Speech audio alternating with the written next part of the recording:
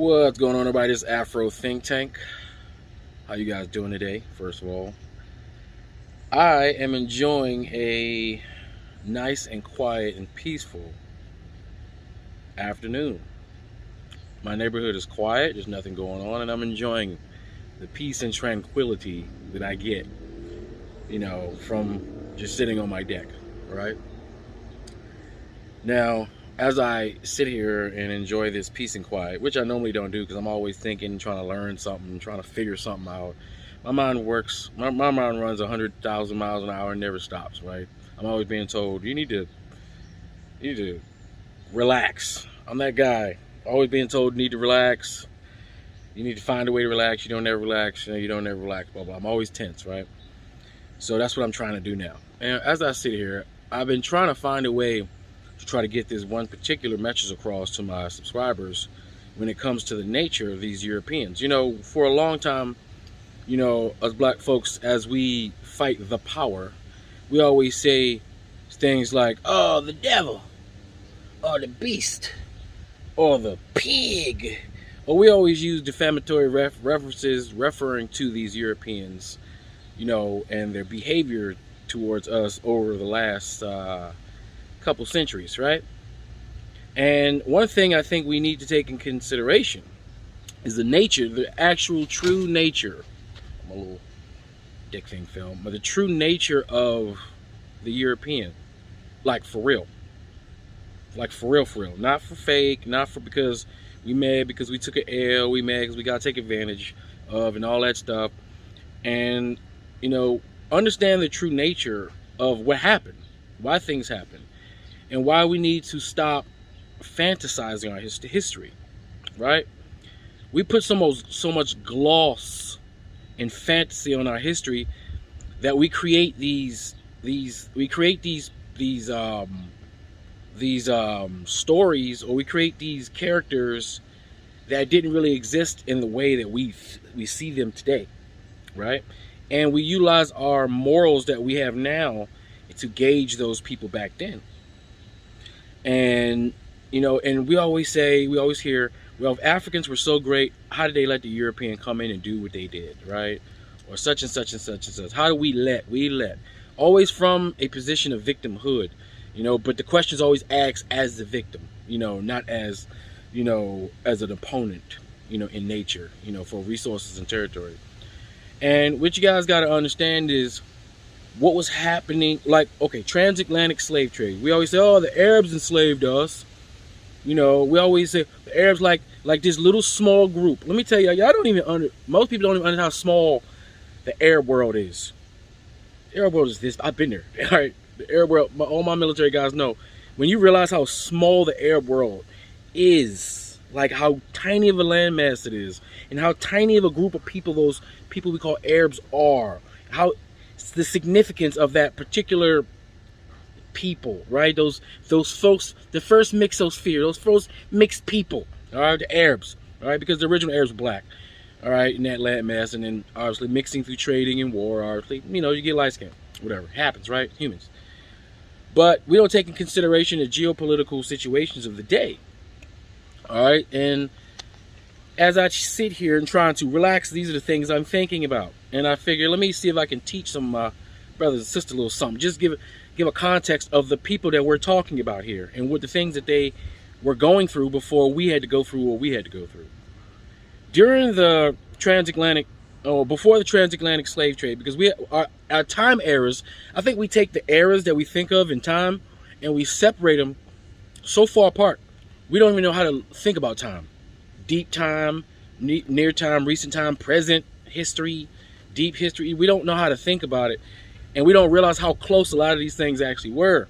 How very few years ago a lot of this stuff actually happened in the grand scheme of humanity. And what I want to explain, me get to the point, because right now I'm beating around it, but I ain't got to it yet.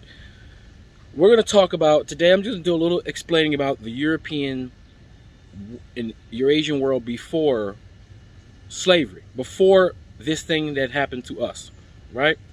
Now, after Egypt fell, I'm going all the way back there. After Egypt fell, it had its run for a very long time, longest running empire well, Ethiopia is actually the longest running continuous empire in the world, technically, but Egypt, run its long ancient empire that we, black African empire. When they fell and they passed a lot of their, knowledge and over to the Greeks, obviously, the Greeks, they were just a bunch of states running around. They, coalesced themselves together, created some nation states. Then the Holy Roman Empire came out of that. The Roman Empire came out of that, right? And while the Roman Empire, which was a Mediterranean group of people, they were multicultural back then. They wouldn't what you could be considered a European. They would not consider themselves white. And even if you go there today, they don't look white. All right, I've been there too. You've been in. If any of my guys been on any of these views, y'all been in the Mediterranean. Y'all realize that Mediterraneans don't look white. And I know there's a such thing as a white olive, but I've never seen one in the store. And olives come in green and brown. I ain't never seen a green person walking around. So olive-skinned Mediterraneans are brown people, dark brown. I've never seen a light-skinned olive. I'm sure they exist somewhere. But so what happened was when Rome was at its height as its power, and then they split into two, right? And then so you got I think you had the Western Empire and the Eastern Empire and whatnot. You had Constantinople, which is now Turkey, right? Very strategic spot to where Asia and my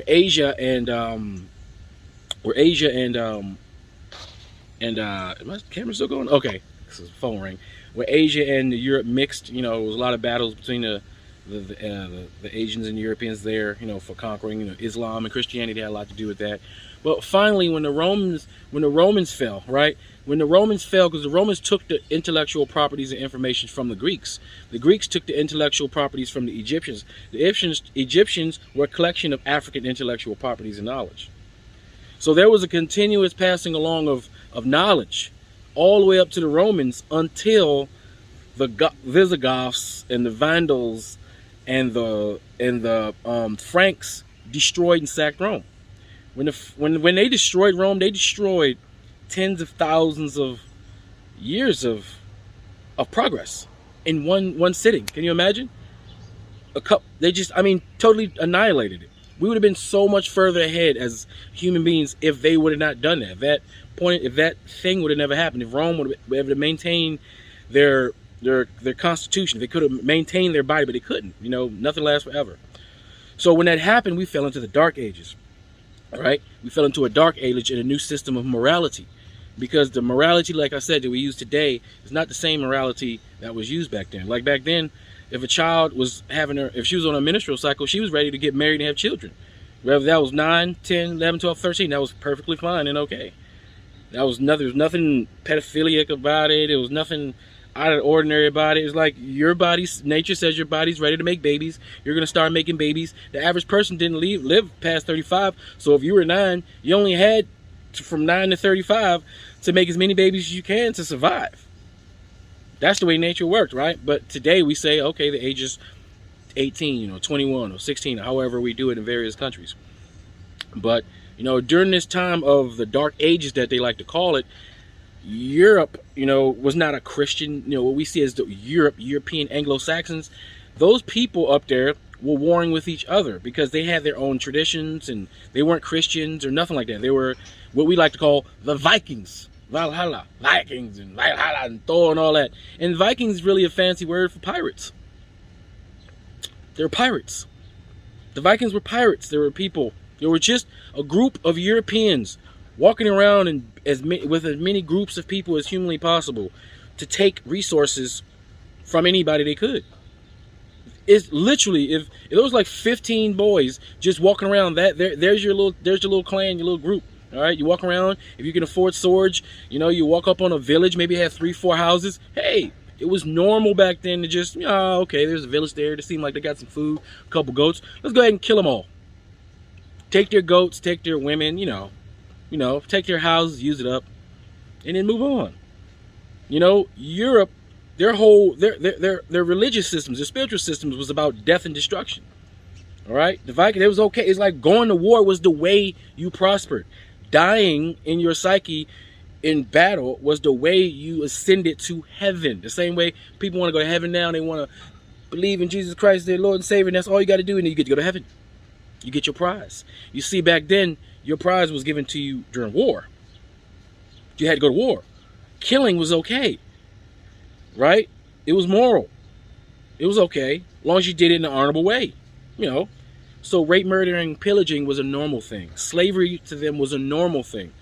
Their form of slavery that got transferred to us, right? The Danes, all right, the Danes and the Franks and the Welsh and the English. The United Kingdom is not one country. There's multiple. The United Kingdom is like 5 countries.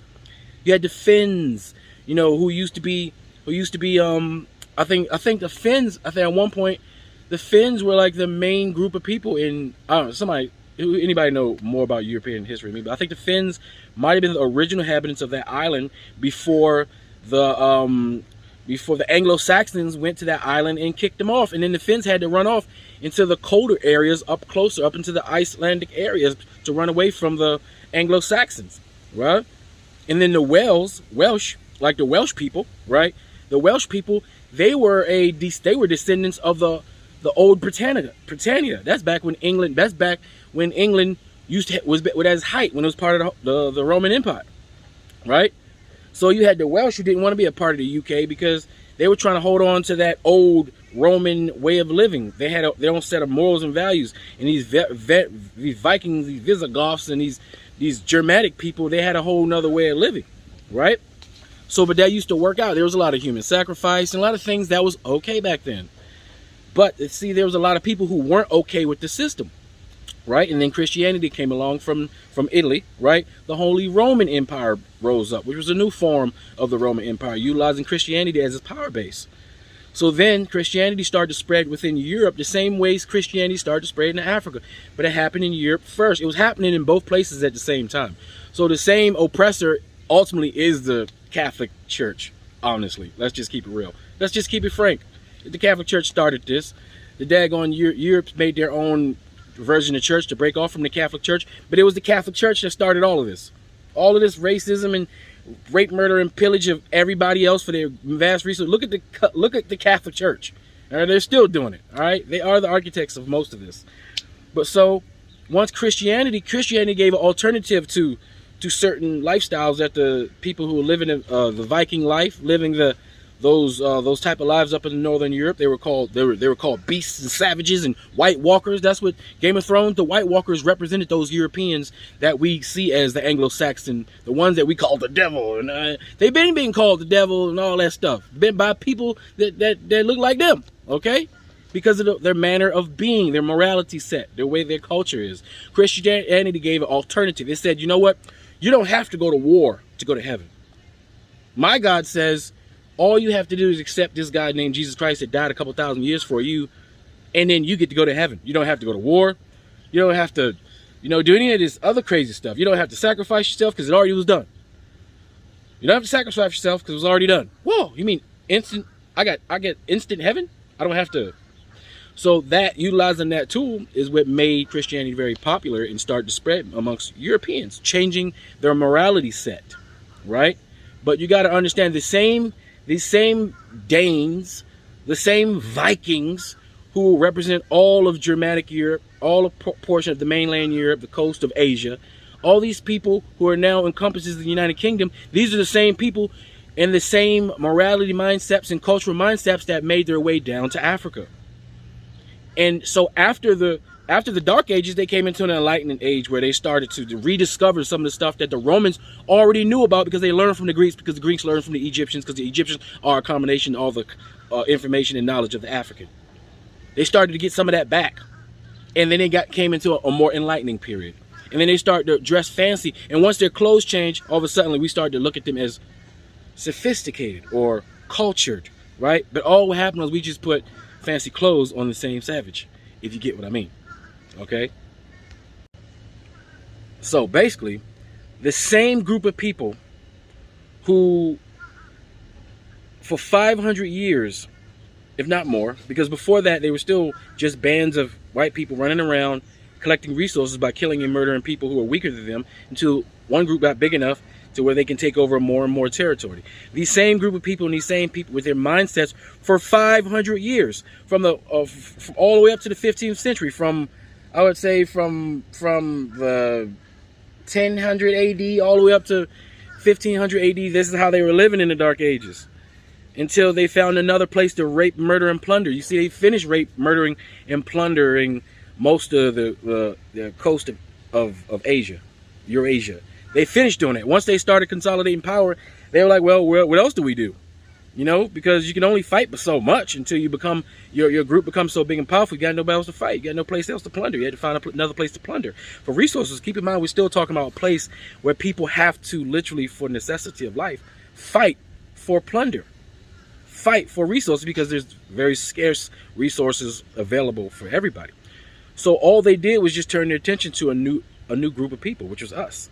So when these Europeans came with their smiles and they came with their tricks, they came with their trading, and they came with their business, they came with the same thing they come with every new landmass with. They came to explore, scout, see what they can get, but they lost their ever-loving minds when they got to Africa. Because the loot, the plunder, the gold, the things that they deemed valuable, that they fought and died for hundreds of years and they deemed were the most important things in their lives, we had it plentiful in Africa. It was like nothing. Europe is rich off the dust, off the gold dust of Africa. We haven't even really tapped into our resources, really, to be honest. And they have lived off the milk and fat of just the dust off the beaches of Africa. They've benefited from the labor of the African, from the genius and the intelligence of the African, directly and indirectly, right? So when we're talking about this European, you got to understand Europeans are a different beast with a different morality set, coming from a history where, hey, rape, murder, and slavery was just a thing. And when I mean rape, murder, and slavery, I mean rape, murder, and slavery in the most savage sense. Not the forms, because everybody was doing it. You think Africans weren't buying and selling their own, didn't have their own form of slavery and enslaving other Africans around the continent? You don't think we weren't raiding and pillaging villages in Africa for other reasons? Well, we didn't have to do it for many resources, because everybody had it. So when we fought, it had to be a serious reason. It had to be for real. It had to be for a good, legitimate reason, because we didn't have to fight for the same reasons they had to fight for. You didn't think that these rich black African kings and queens and chieftains didn't want a nice lily white European slave in their harems, a bunch of white slaves to show off to their friends and family? Hey, look at these exotic slaves I got. You don't think Africans had Asian slaves? You don't think Africans had Arab slaves? Y'all think that black people, as great as we are, we just allowed everyone to enslave us and we didn't enslave and do anything back to anybody? That we're just this innocent, like this is where we get to the fantasy, this innocent, omnipotent, avatar-like group of Africans who are just so awesome, and we're like Gaia. We're like all Africans. We're like we're like planet Earth, and everybody's like a captain. You know, we got Captain Planet, Mother Gaia, and we all have power rings, and we're all like, you know, we're all like environmentalists and stuff. And then these evil demons came from the ground and just no, that's not what happened. That's not real life. Right, but that's how we like to fantasize, because we always want to believe that our group is the good group, to do the good thing that's right, and that they are wrong. What they doing is wrong, or what they did is so extra evil, and we need to come down on them extra special because what they did is out of the ordinary. But what they did was consistent with what their nature and the environment had created them to be, and they wouldn't have been in that environment if we didn't walk to that environment as Africans and stay there and get stuck there. So we did it to ourselves ultimately as humans, you know. But I'm not giving them no, you know, they don't get no leeway because of it. I'm just being realistic. You see, if you to understand and appreciate history in its totality, you have to be objective and understand that there's no such thing as good or bad. Really. There's no such thing as good or bad. Morality is what we create as a group of people. Morality is what we decide, hey, this is what we're going to say is acceptable, is not acceptable as a group of people. And the person that holds the most power can control what is moral and what's not moral. So right now, as you can see, there are things right now that we see that are being accepted in our societies that we know back then, even back in those days, back 500 years ago, would never be accepted. It'd be seen as an abomination, crazy, ludicrous. Who would do that, right? But like I say, morality always changes. You know, things dictate who's in charge. Right? So understanding your enemy, or understanding your opposition, understanding what happened, understanding the European, and that, hey, before they gave us 500 years of hell, they were living in their own 500 years of hell. They only did to us what they were doing to them. If you got a group of people that can easily just casually rape, murder, and pillage villages just so they can feed their armies, rape, murder, and pillage whole towns so they can keep their armies satisfied, so their armies won't rebel against them, so they can continue to fight other armies. That was just part of it. You think they had a VA back then? You know, you think they had benefits and they can go to the bank and then collect a check and get benefits? No, you had to pay those men to fight and die for you, and that was in the form of rape, murder, and pillage. That used to be the way you got paid. Right here, we're gonna go raid this town. You can have anything in this town you want. Period. That's the deal. All right, that's how I'm gonna get these men to follow me, to die for me, to draw their sword for me. All right. So understand how violent things were back then. We are living in the greatest time of peace right now. Actually, despite what you see over there right now. But you see the Europeans are still fighting. And all those things they're fighting for are the same things they've been fighting for this entire time. And they're going to keep fighting for it because they have no choice. And when you understand your enemy has no choice but to destroy you, then you understand you have no choice but to defend yourself.